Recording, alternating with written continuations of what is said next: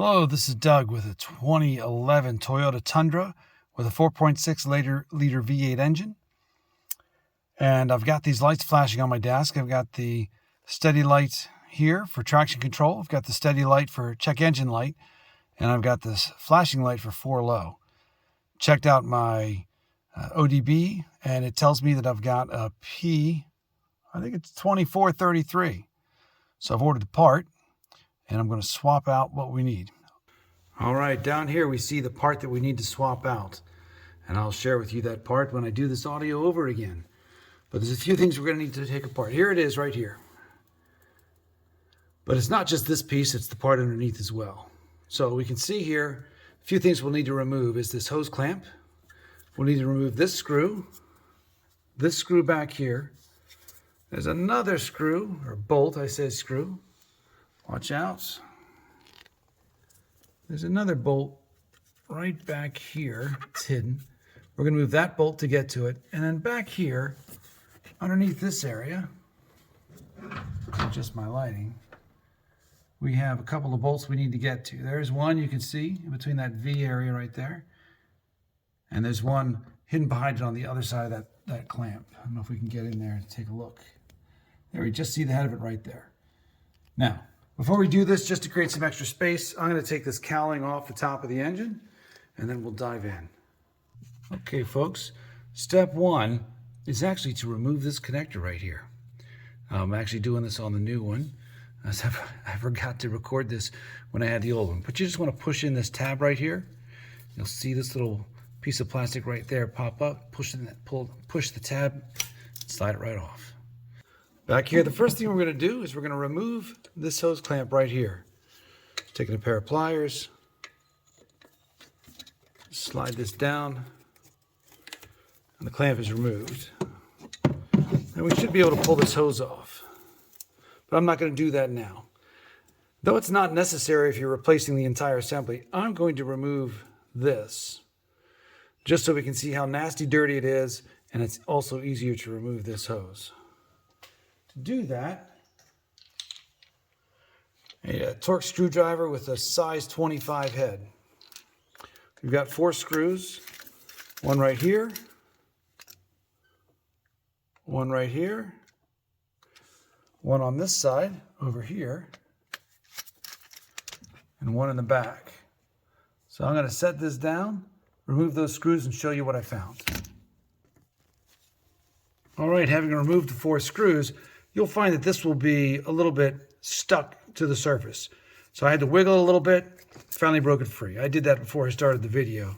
Next thing I'm going to do is I'm going to rotate this so that I can pull out this assembly from the hose. Okay, well, we removed the assembly from the hose, and now I'm going to share with you why we need to replace this part. Look at all that corrosion and the fluid caught inside.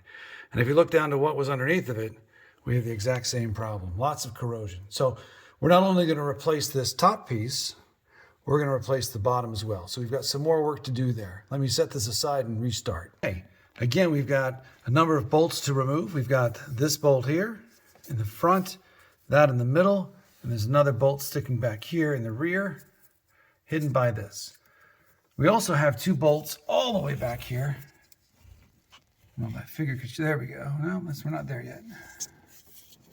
There we go. So we've got one back here. Again, hard to see, sorry. And there's one opposite this that I'm not going to try and show you. But to do that, I also like to remove this bracket. And that requires removing this screw or bolt right down here.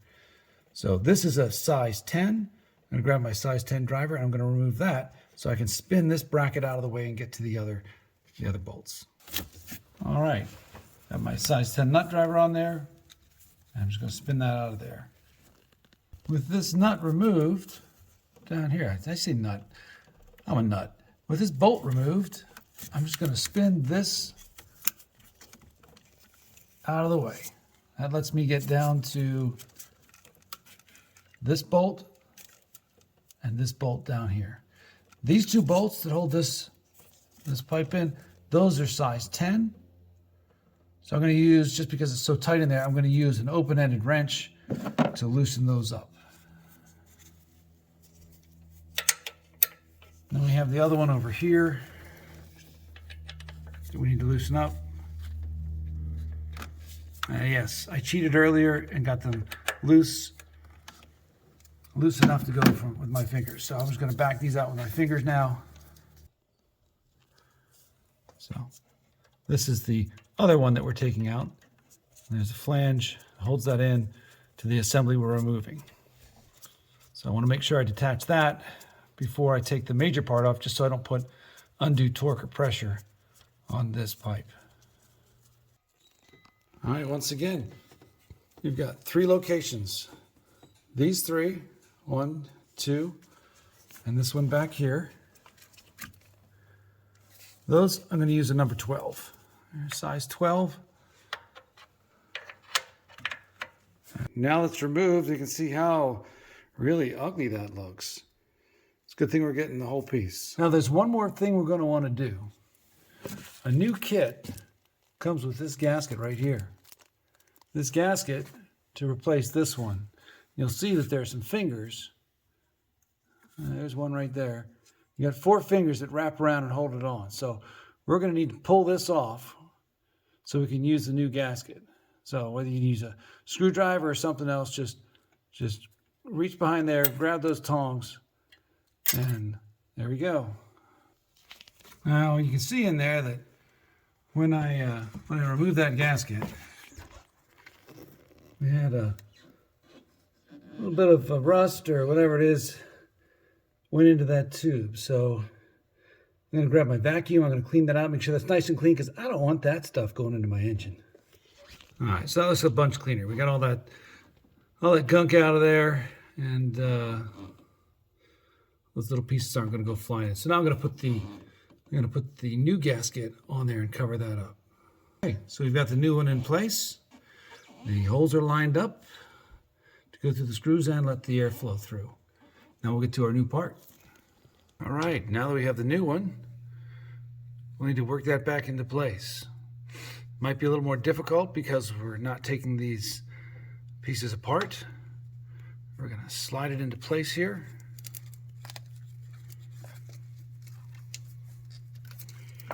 Definitely a bit shinier. And we're going to put those bolts in, get it nice in there, nice and tight. All right, now putting it back together, the first thing I did was to actually attach the hose, because I need to be able to move this around. And if I tried to put all this in before I put the hose on, that was going to be a pain. So definitely put your hose on first before you put these bolts in. Let me line it up again, get in the right spot. Now I'm going to go ahead and take these 3 bolts and get them tightened in there, finger tight to start with. All right, now that we have these 1, 2, and this third one back here tight, I'm going to reach around behind back here. I only got them finger tight. I haven't put them all the way tight. I want to make sure if I need to, I've got some wiggle room. Okay, so we've got the 1 bolt in back here, finger tight. Now we're going to come in, make sure we get that one right there. I'm going to pull that one in all the way as well. We're going to take this bracket that we removed earlier. I'm going to spin it back around. Going to cut on that right down there. All right, that's where we're headed. All right, so now now that we've got the back tightened up here, and you got those in nice and tight, we're going to come up here and put these 3 mounting bolts in nice and tight.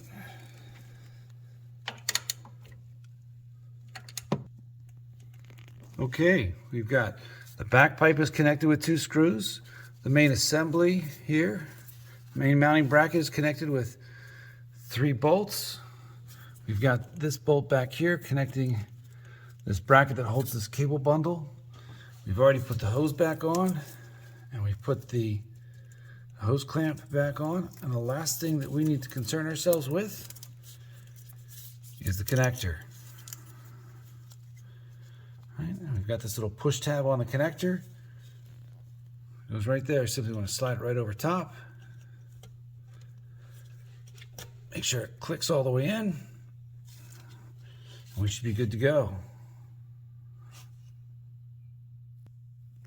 All right, well, we've got everything installed. I'll do one last check to make sure we've got no tools stuck in the engine compartment.